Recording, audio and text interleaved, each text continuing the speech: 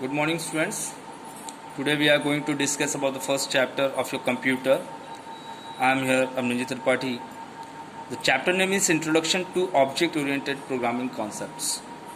We are just going to start the new programming language which we have discussed in our previous class 9th. What is object-oriented programming? Let's have a talk about it.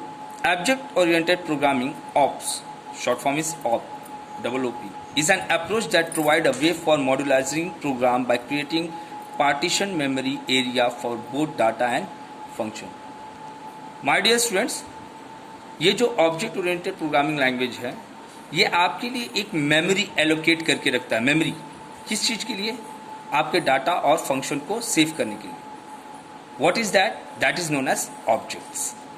My dear students, an object can be considered as a partitioned area of computer memory that stores data and set of operations that can access that data.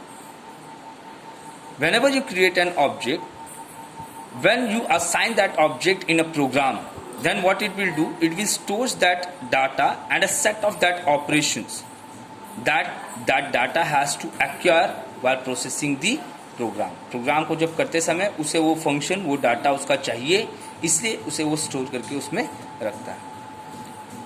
Next we are going to talk about object and classes. What is object and what is classes? Object in programming are just like real world object. Object वस्तु, वैसे यहाँ पे भी same way यहाँ भी जो object है वो एक रियल वर्ल्ड ऑब्जेक्ट की तरह है, वस्तु की तरह है. जैसे for example, humans, cars, mobile phones, etc. To understand in simple terms, let us take an example of simple object of the class student. एक स्टूडेंट का हमने एग्जाम्पल इसमें दिया हुआ है.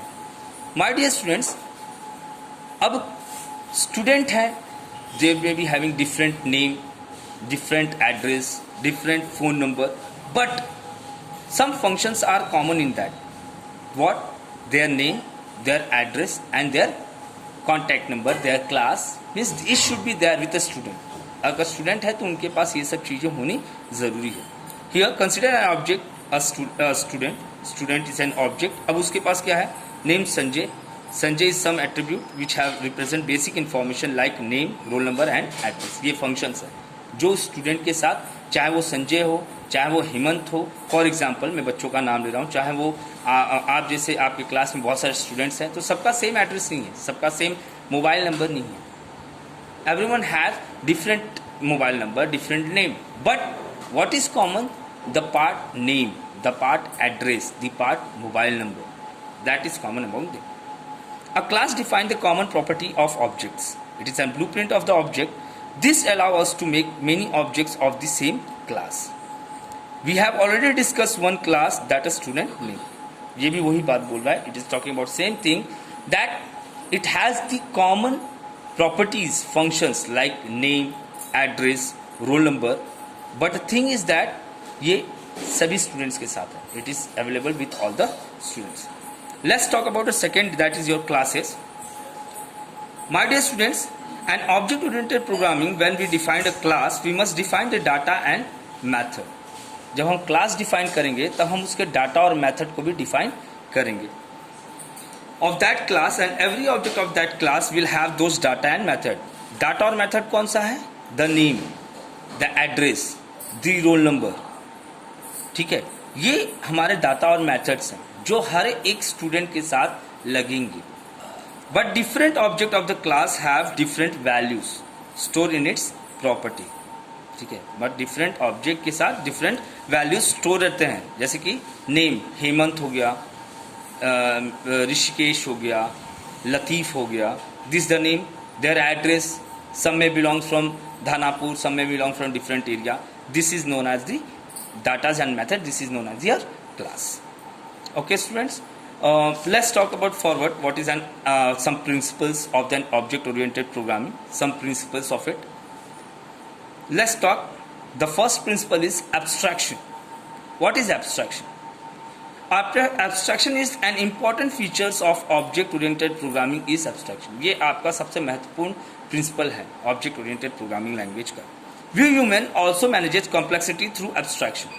Complexity means जो आप कॉम्प्लेक्स कंडीशंस, ठीक है, जटिल, मगर कुछ उसके साथ हम जोड़ के उस कॉम्प्लेक्सिटी को मैनेज करके चलते हैं। फॉर एग्जाम्पल में इसमें क्या दिया हुआ है, स्टीरियोफोन, वो स्पीकर्स, सभी स्पीकर्स बजते हैं, मगर कुछ के कॉस्ट ज़्यादा होते हैं, कुछ के कॉस्ट कम होते हैं।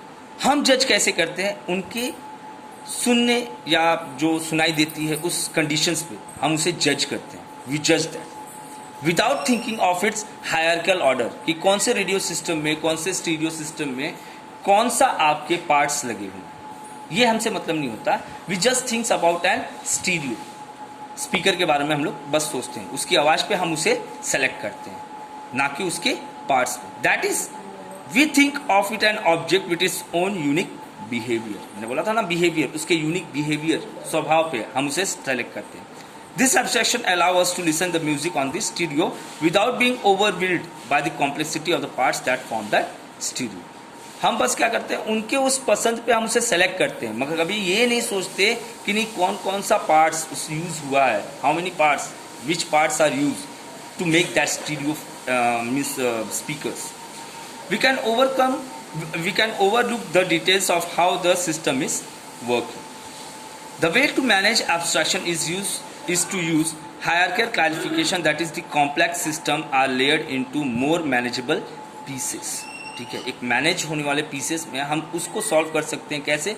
अगर मैं उसके बारे में ढूंढूं, इस ऑब्स्ट्रक्शन को हटा सकता हूँ, एब्स्ट्रैक्शन को रिमूव कर सकता हूँ। अगर मैं उसके हायरार्किकल ऑर्डर या कितने पीसेस में, मीन्स जो उसके लिए पार्ट्स यूज हुए हैं, अगर मैं उसको अरेंज करूँ तो इस प्रॉब्लम को, इस एब्स्ट्रैक्शन को मैं सॉल्व कर सकता हूँ। But we human being work on this abstraction. Abstraction रहेगा ही, कॉम्प्लेक्सिटी के साथ हम लोग कुछ ना कुछ उसमें लगा के, जोड़ के अपने काम को निकालेंगे। That is your abstraction.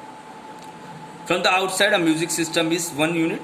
बाहर से एक स्टीरियोफोन एक यूनिट रहता है, but inside it consist a radio. किसी में रेडियो हो सकता है, किसी में सीडी प्लेयर हो सकता है, किसी में एम्पलीफायर हो सकता है, किसी में बढ़िया उम्दा स्पीकर हो सकता है। तो उस कॉम्प्लेक्सिटी को हम मैनेज करके एक स्टीरियोफोन को अपने परचेस कर सकते हैं। Next is your inheritance.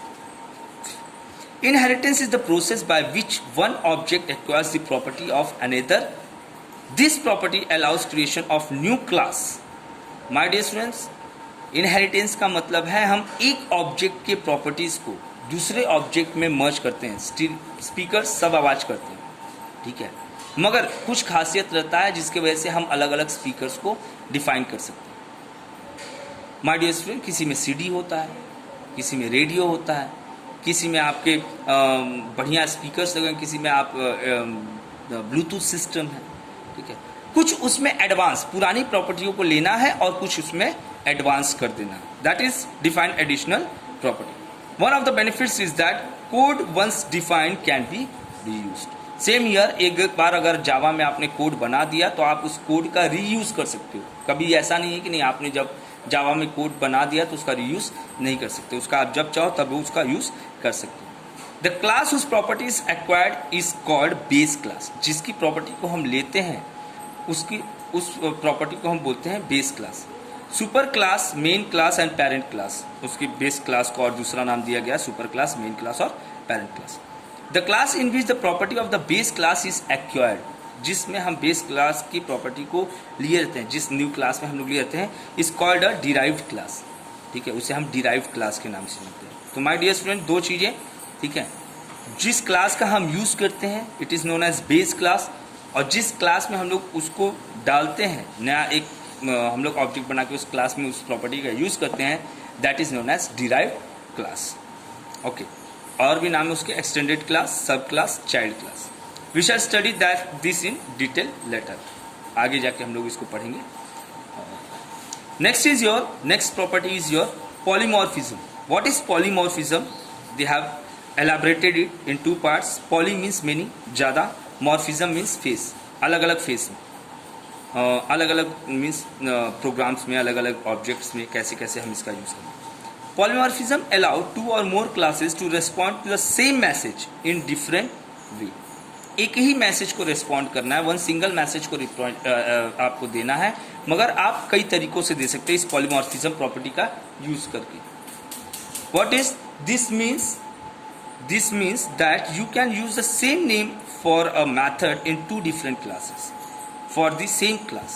ठीक है, आप अलग अलग क्लासेस में अलग अलग ऑब्जेक्ट्स के साथ उस मेथड का हम यूज कर सकते हैं. It also means that the user can send the same message to different classes and still get the correct response.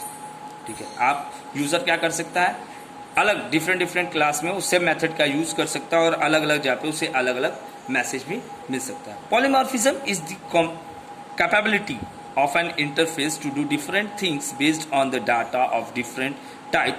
It accepts and gives the desired output accordingly. अब अलग अलग क्लास में अगर हम यूज करेंगे सेम मेथड को, तो आप ये याद रखिए कि अलग अलग क्लास का अलग अलग आपको आंसर आउटपुट भी आएगा. ठीक है, नेक्स्ट फॉर एग्जाम्पल देखिए, एक सिंगल व्यक्ति पे एक एग्जाम्पल बनता है. क्या दिया हुआ है, when you are in a school, आप जब स्कूल में होते हो you behave like a student, आप स्टूडेंट की तरह रहते हो.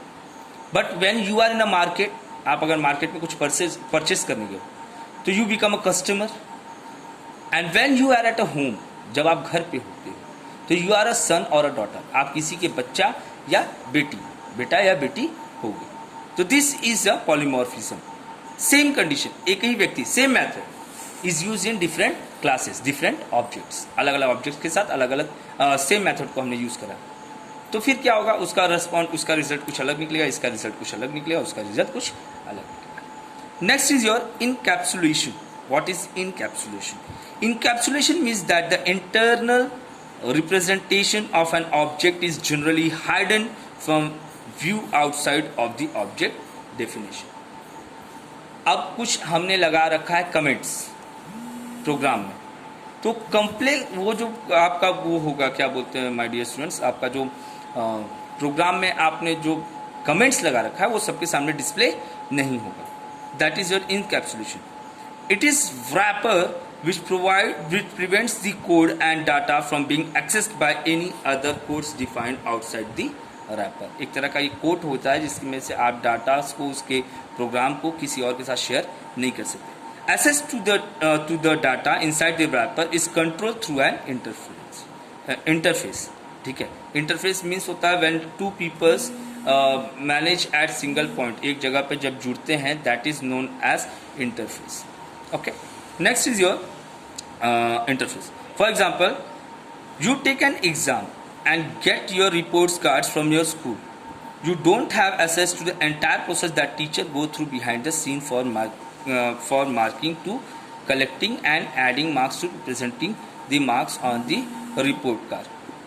In this way, your school encapsulates the entire process and information. You interact with your teachers to get your report card. For example, आपने एग्जाम दे दिया, आपको रिजल्ट भी मिल गया, you get the result. But check करने के लिए teacher ने कौन सा प्रोसेस का यूज किया, क्या यूज किया, आपको मार्क्स देने के लिए, ये आपसे हाइडेड होता है, आपको उसके बारे में जानकारी नहीं दी जाती. आपको दी जाती है जो क्या, सिर्फ रिपोर्ट का. Okay students, this much is enough for today's class, and tomorrow again we will discuss the elementary concepts of object and classes. Thank you. Have a nice day.